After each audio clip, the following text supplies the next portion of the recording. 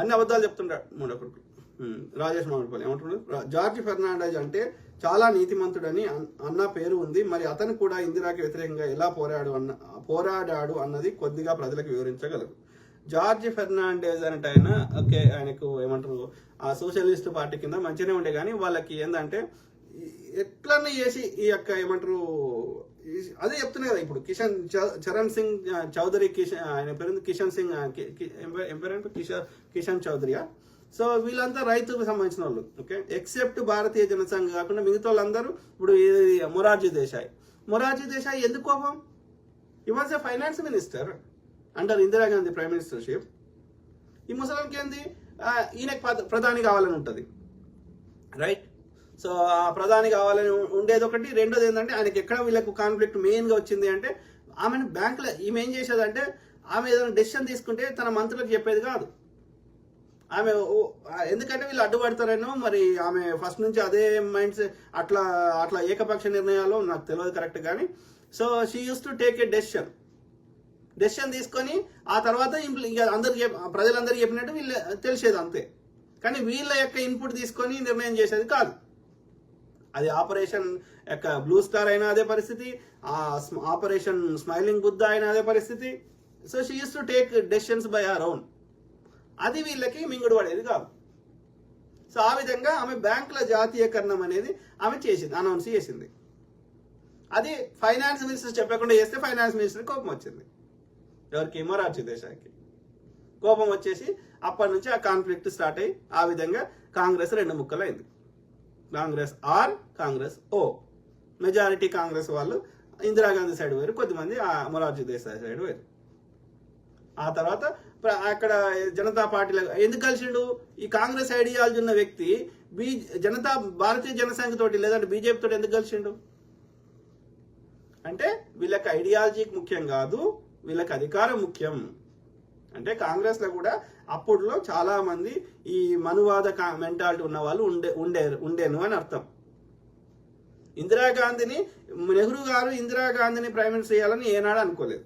ఆయనకు personal assistant ఆయన. ఎందుకంటే ఈ ఇందిరాగాంధీ తల్లి లేదంటే నెహ్రూ గారి భార్య చాలా చిన్న వయసులో చనిపోయింది. ఆమె క్యాన్సర్ ఏదో వచ్చి చనిపోయింది. ఓకే, ఏదో నాకు పేరు మర్చిపోయినా, సమ్ డిసీజ్. ఓకే, సో ఆమె ఎక్కడ ఆయన ఆ రోజుల్లోనే స్విట్జర్లాండ్ పోయి ట్రీట్మెంట్ ఇప్పించిండు నెహ్రూ గారు, అయినా కానీ బతకలేదు, చనిపోయింది. యంగేజ్ లో ఉన్నప్పుడు ఆయన మళ్ళీ పెళ్లి చేసుకోలేదు. ఇక అది పర్సనల్ లెవెల్లో ఇక వీళ్ళందరూ ఇప్పుడు బురదలేదు ఈమెతోటి ఆమెతోటి. అంటే అది పర్సనల్ లెవెల్లో వాళ్ళిద్దరికి ఇష్టమై ఇక కలిసి ఉన్నారో అఫేర్ అయిందో అది డిఫరెంట్ థింగ్. ఓకే, మొత్తం మీద అయితే యంగేజ్ లో ఈమె ఇందిరాగాంధీ తల్లి చనిపోయింది. ఓకే, నెహ్రూ గారి భార్య. ఓకే, చనిపోయినప్పుడు ఇక తండ్రితో పాటు ఆయన ప్రధానిగా ఉన్నప్పుడు ఆయనతో పాటు అన్ని దేశాలకి ఒక పర్సనల్ అసిస్టెంట్ లెక్క పోయేది. కాబట్టి ఇందిరాగాంధీ గారిని పాలిటిక్స్ తేవాలని నెహ్రూ గారు ఏనాడు అనుకోలేదు, ప్రయత్నం కూడా చేయలేదు. ఆయన అన్నేళ్ళు ప్రధానిగా ఉన్నప్పటికీ. ఓకే, ఆయన చనిపోయినాక లాల్ బహదూర్ శాస్త్రి గారు అయిన ప్రధాని. లాల్ బహదూర్ శాస్త్రి గారు చనిపోయినాక కాంగ్రెస్ లో ఉన్న పెద్దలు ఈ వేరే వాళ్ళకి ఎవరినైనా కూర్చుని పెడితే మన ఆడిస్తారు సీనియర్ అయితే మనకి అని చెప్పి, ఈ స్త్రీ ఉంది కాబట్టి ఆమెకు గూంగి గుడియా అనే ఒక టైటిల్ ఇచ్చారు. అంటే మనం ఎట్లా అంటే బొమ్మకి ఇస్తే బొమ్మ ఆడుతుంది కదా, అట్లా మనం ఆడించవచ్చు అని చెప్పి ఈ గూంగి గుడియా అని తీసుకొని బొమ్మను తీసుకొని పెడదాం అనుకున్నారు.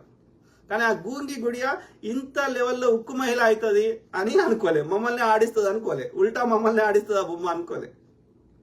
సో ఆ విధంగా ఆమె ఒక ఈ స్వార్థపరులో లేకపోతే మనువాదులకి చెప్పకుండా ఆమె బోల్డ్ డిసిషన్ తీసుకుంటే, పేదలకు అనుకూలమైన ఈ సామాన్యులకు అనుకూలమైన తీసుకుంటే, అది నచ్చని ఈ దుర్మార్గులు ఆమెను ఇబ్బంది పెట్టారు. అది విత్ ఇన్ ద పార్టీలైనా సరే ఆ యొక్క ఆపోజిషన్ పార్టీలతో చిక్కుమక్కయ్యారు. అర్థమైందా? సో ఆ విధంగా అక్కడ ఏం లేదు. జార్జ్ ఫెర్నాండెజ్ ఆయన మంచి వ్యక్తి, ఎందుకంటే ఆయన యొక్క ఈ కార్మిక సంఘాల నుంచి వచ్చిండు. ఆయన ముఖ్యంగా ఈ రైల్వే కార్మికులు వీళ్ళ తరఫున కొట్లాడేవాడు. సో ఆయనకి ప్రజల్లో మంచి పేరు ఉంది. కానీ వీళ్ళందరూ ఏంటి అంటే కేవలం యొక్క ఇందిరాగాంధీ చేసే నిర్ణయాలకి వ్యతిరేకంగా ఒక అందరు కలిసి ఏకమైన అంతే. అందులో అక్కడ ఏం లేదు. అక్కడ పెద్ద జార్జ్ ఫెర్నాండెజ్కి ఆయన తర్వాత బీజేపీ గవర్నమెంట్లో మళ్ళీ ప్రభుత్వంలో వచ్చాడు కదా, మంత్రిగా కూడా అయింది కదా. సో కానీ ఆయన పెద్ద రిఫార్మ్స్ చేసింది, ఆయన ఐడియాలజీ తోటి కొట్లాడింది ఏం లేదు. ఇప్పటికి కూడా కొంతమంది బీజేపీకి సపోర్ట్ చేస్తారు కొన్ని పార్టీల వాళ్ళు. ఇప్పుడు బీఎస్పీ కూడా డైరెక్ట్ ఇండైరెక్ట్ సపోర్ట్ చేస్తుంది. అట్లా ఇంకా చిన్న చిన్న తోక పార్టీలు ఉంటాయి కదా, పిఎంకే గిఎంకేలు అట్లాంటివి. సో చేస్తాయి, వాళ్ళ ఐడియాలజీ పరంగా ఆలోచిస్తే అయ్యో మంచోళ్ళు అనిపిస్తుంది. కానీ పేరుకి అట్లా అనిపిస్తుంది, కానీ వాళ్ళకి ఏదెక్కడనో వాళ్ళ స్వార్థ ప్రయోజనాలు ఉంటాయి. ఇలా మందకృష్ణ మాదిగోళ్ళ కోసమే కొట్లాడడానికి ఎంఆర్పిఎస్ పెట్టుకొని 30-40 ఏళ్ళ నుంచి కొట్లాడుతున్నా అని ఒక 40 ఏళ్ళ తర్వాత చరిత్ర రాష్ట్రుడు చూస్తా అనిపిస్తుంది, అయ్యో వీడు ఇంత మంచోడు అనిపిస్తుంది. కానీ మనం ఇప్పుడు ప్రత్యక్షంగా చూస్తున్న చరిత్ర ఏంది? వీడి చిల్లర కోసం ఎవడైతే నేను ఊరికి దూరంగా పెట్టిండో, ఎవడైతే డప్పు కొట్టుమన్నాడో, ఎవడైతే చెప్పులు కుట్టుకోమన్నాడో, ఎవడైతే నేను ఇలా మూతికి ముంత ముడ్డికి చిపురు కట్టిండో ఆనికే నువ్వు ఓటేయమని చెప్పబడుతుంది. ఎప్పుడైనా బీజేపీతో కొట్లాడి అప్పుడు ఇప్పుడు ఎప్పుడైనా కొట్లాడినా మందకృష్ణ ఎందుకోసం? ఈయన చిల్లర కోసం.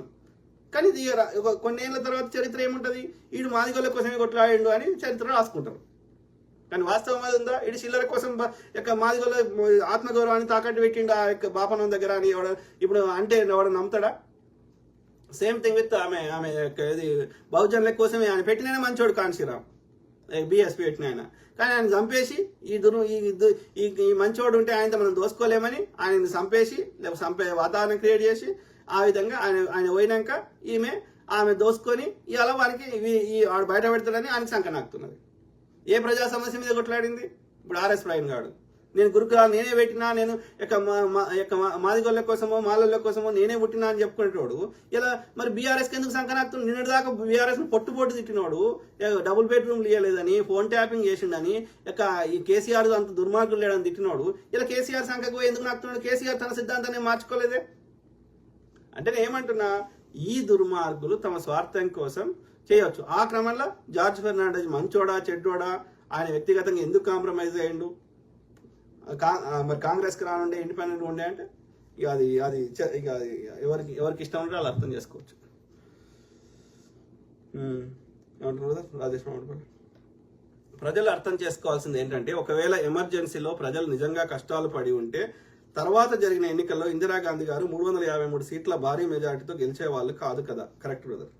దానికి తోడు అప్పుడున్న ప్రజలు చాలా మంది ఇందిరాగాంధీని మెచ్చుకున్నారు. రాజకీయ నాయకుల్లో ఉన్న వాళ్ళు మెచ్చుకున్నారు లేదు, కానీ సామాన్యులు మాత్రం ఇందిరాగాంధీని చాలా మెచ్చుకున్నారు. ఎమర్జెన్సీ కాలంలో చాలా అభివృద్ధి జరిగింది, అనేక పనులైనవి, ఫాస్ట్గా అయినాయి. ప్రభుత్వం చేసిన అన్ని పనులు ఓకే. అట్లనే ఇక ఇండస్ట్రీస్ మంచిగా నడిచినాయి, ఇక టైంకి రైళ్లు వచ్చినాయి ఓకే. కాబట్టి సామాన్యులు అప్రిషియేట్ చేశారు. లేకపోతే ఏది ఇందిరాగాంధీని మళ్ళీ ఓట్లే వేయకపోదురు కదా. వీళ్ళ ప్రాపగండాలో కొంత ఒక 3 years వాళ్ళు కొంత ఇది వీళ్ళు అట్లా అంత ఇప్పుడే చేస్తారు ఇంత దుష్ప్రచారం 50 ఏళ్ళ తర్వాత.